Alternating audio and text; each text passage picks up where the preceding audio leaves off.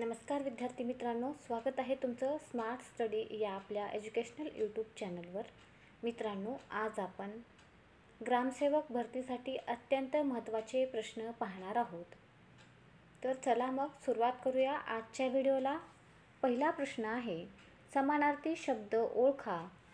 अनल या शब्दासाठी समानार्थी शब्द विचारलेला आहे. तर अनल या शब्दासाठी समानार्थी शब्द आहे अग्नी. त्यानंतर विरुद्धार्थी शब्द कृतज्ञ. कृतज्ञ या शब्दासाठी विरुद्धार्थी शब्द आहे कृतघ्न. यानंतर शब्दसमूहाबद्दल योग्य शब्द कोणता? जे टाळले जाऊ शकत नाही. तर जे टाळले जाऊ शकत नाही याला अपरिहार्य असं म्हटलं जातं. यानंतरचा पुढील प्रश्न आहे, तगाई डॅश या शब्दसमूहातून काय स्पष्ट होते? तर मित्रांनो, तगाई म्हणजे शेतकऱ्यांना मिळणारे शासकीय कर्ज. प्रथमग्रासे मक्षिकापात या संस्कृत शब्दाचा अर्थ काय? तर या संस्कृत शब्दाचा अर्थ आहे प्रारंभीच अडचण येणे याला म्हणतात प्रथमग्रासे मक्षिकापात. यानंतर पुढील प्रश्न आहे, नाडी सापडणे या वाक्यप्रचाराचा अर्थ कोणता? तर नाडी सापडणे या वाक्यप्रचाराचा योग्य अर्थ आहे अंदाज येणे.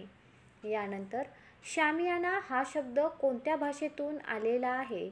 तर शामियाना हा जो शब्द आहे तो उर्दू भाषेतून आलेला आहे. यानंतर चक्रपाणी हा कोणता समास आहे?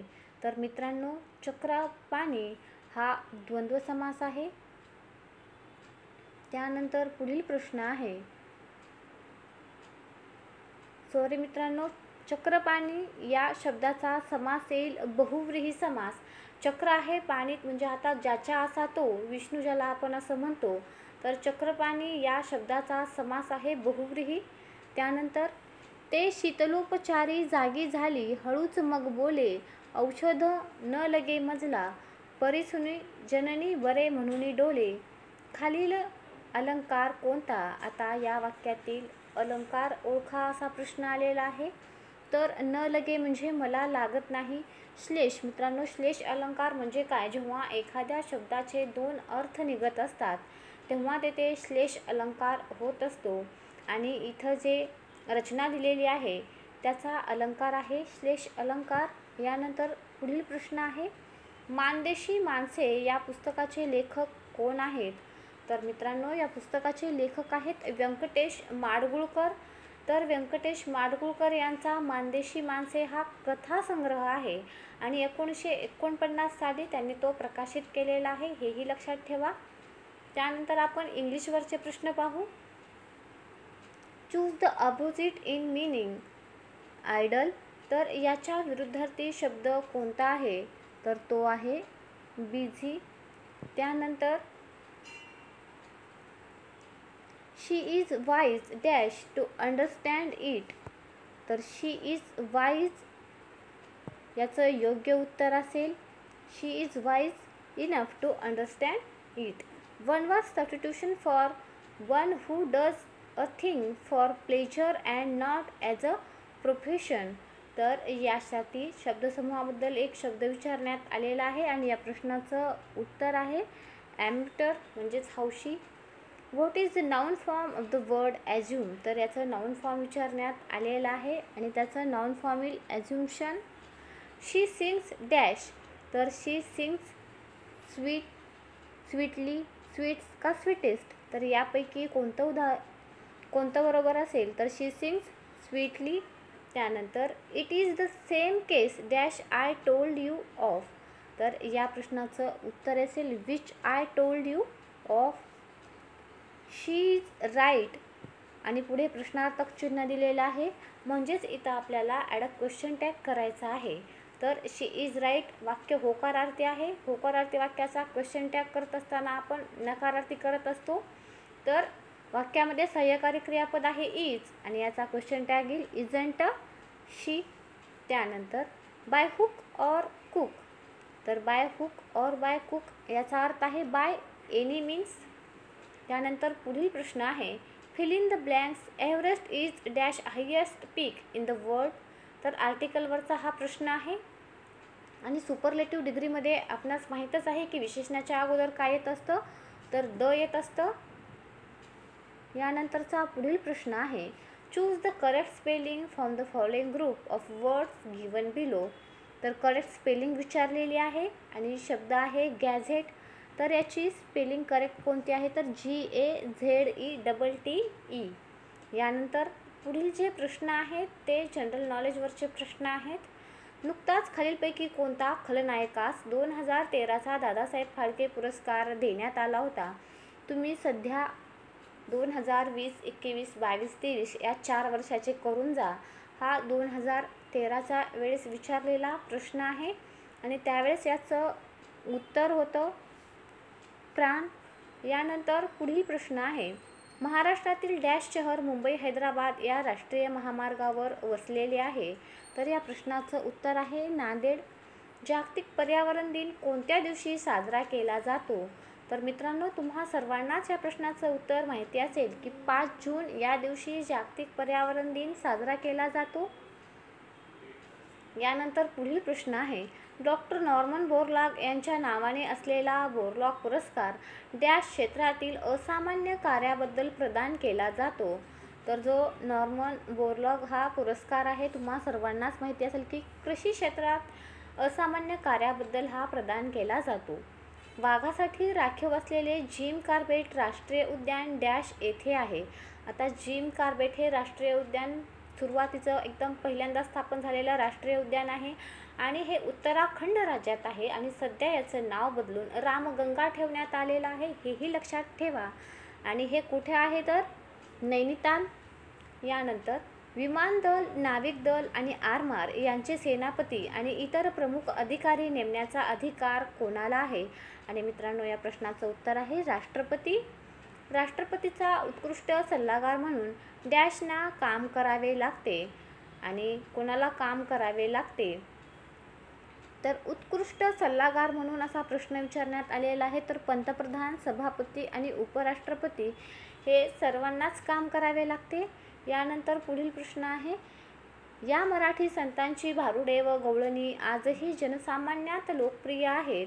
तर तुम्हा सर्वांनाच माहिती असेल की संत एकनाथ जे आहेत यांची भारुडे व गवळणी लोकप्रिय आहेत. यानंतर नारायण श्रीपाद राजहंस यांना डॅश या टोपणनावाने ओळखले जाते. तर त्यांना बालगंधर्व या टोपणनावाने ओळखले जाते. यानंतर पुढील प्रश्न आहे, पेनल्टी कॉर्नर हा शब्द कशाशी संबंधित आहे. तर मित्रांनो, हा शब्द हॉकी या खेळाशी संबंधित आहे.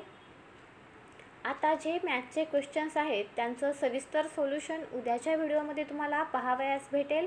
आज मी फक्त तुम्हाला इथं उत्तर सांगणार आहे. यावरचा सविस्तर व्हिडिओ उद्या अपलोड केला जाईल. तर एका रकमेचा 1/6 हिस्सा 300 रुपये आहे. तर तिचा 1/3 हिस्सा किती होईल. आणि या प्रश्नाचं उत्तर आहे 600 रुपये. त्यानंतर एचा पगार बीपेक्षा 20% कमी आहे, तर बीचा पगार एपेक्षा किती टक्के जास्त आहे. आणि या प्रश्नाचं उत्तर आहे 25%. 500 झाडे असलेल्या बगीच्यात 47% झाडे आंब्यांची, 38% संत्र्यांची झाडे असतील, तर आंबा व संत्री सोडून उरलेल्या झाडांची संख्या सांगा. आणि या प्रश्नाचं उत्तर आहे 75. खाली दिलेल्या अंकमालिकेतील प्रश्नाच्या जागी काय येईल. आणि या प्रश्नाचं उत्तर आहे 408.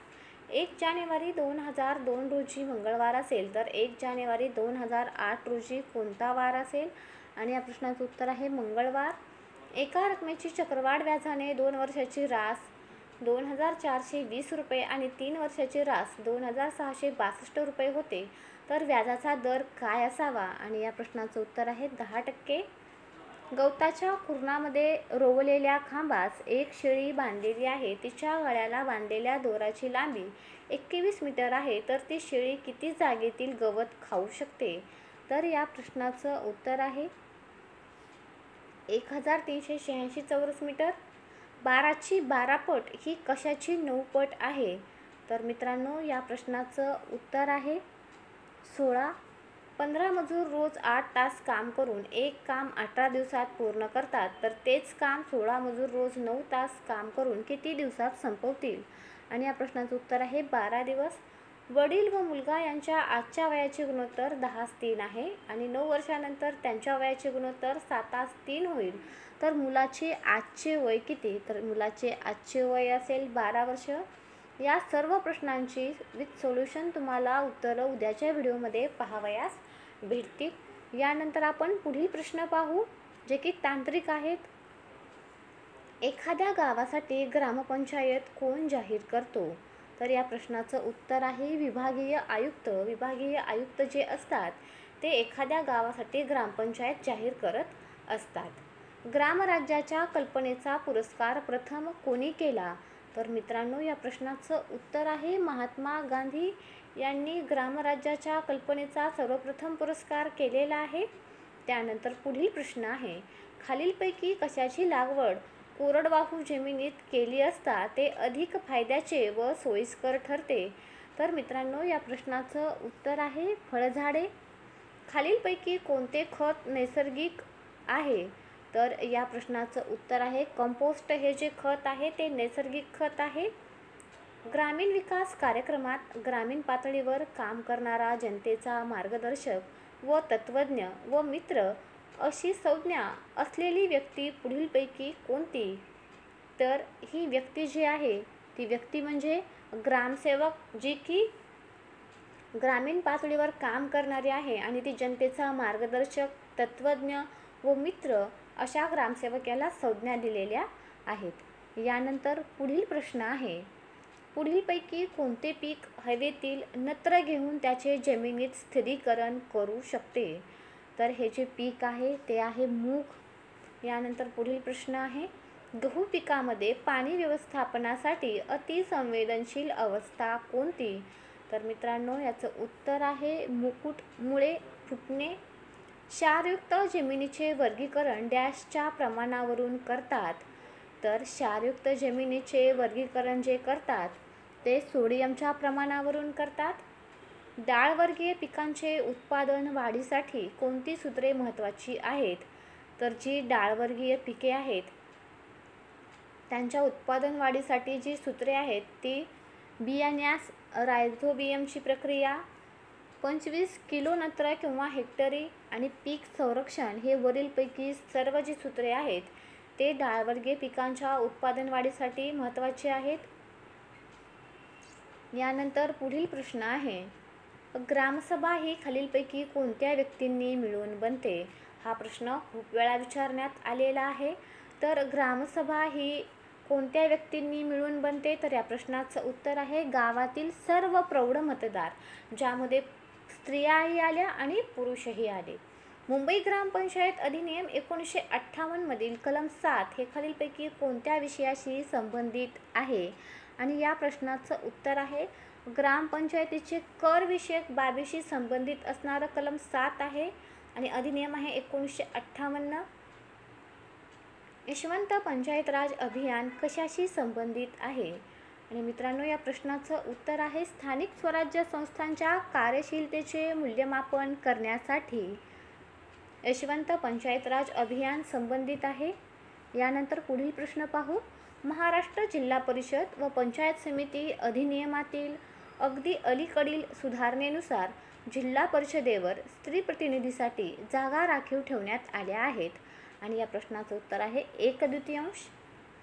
एका ग्रामपंचायतीची लोकसंख्या 3629 आहे, तर त्या ग्रामपंचायतीमध्ये किती सदस्य निर्वाचित होऊ शकतील?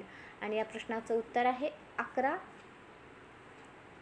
आता हा करंटवरचा प्रश्न आहे. सध्याचे ग्रामविकास मंत्री कोण आहेत ते तुम्ही पाहून घ्या. मुळा, गाजर, रताळी व बीट ही त्या वनस्पतीची डॅश होत? तर ही त्या वनस्पतीची भूमिगत खोडे आहेत. सरपंचास राजीनामा द्यावयाचा असल्यास त्याने तो कोणास सादर करावा लागतो?